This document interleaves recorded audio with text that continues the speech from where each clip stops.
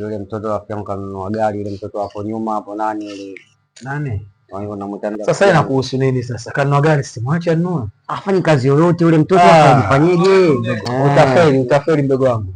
Mind your business. Gari ya kwako kama darasa ninavyosema. Mwingine hakuisikia. Hata kama jambo kama hilo sasa sio kusema ngoja. Yule mtoto kila siku tupo naye hapa ananunua vitu gari. Kwa sababu kuishi Dar es Salaam ni CV. Kiwini Dar es Salaam kuishi ni CV.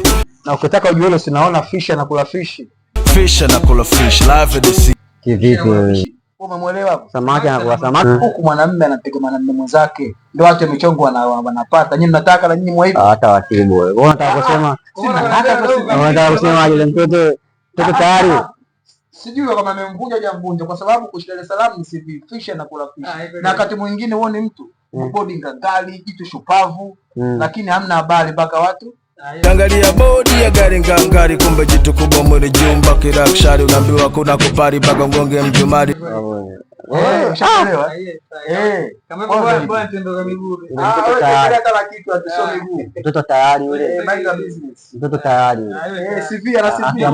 Mimi namtumia zangu mtoto tayari. Wewe CV shida na kabunjwa wewe. Mtoto tayari yule.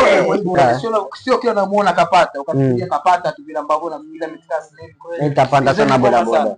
Fisha na kula fish. Hiyo ngoma inaitwaje? Mind your business. Jali ya kwako. Mind your business. As long as you don't get in my way. Mind your business. Lakini kuna swali kisha kuja kwangu yule mtoto tayari. Tayari nini? Tayari yule. Tayari nini? Fish na kula fish. Wamempasua.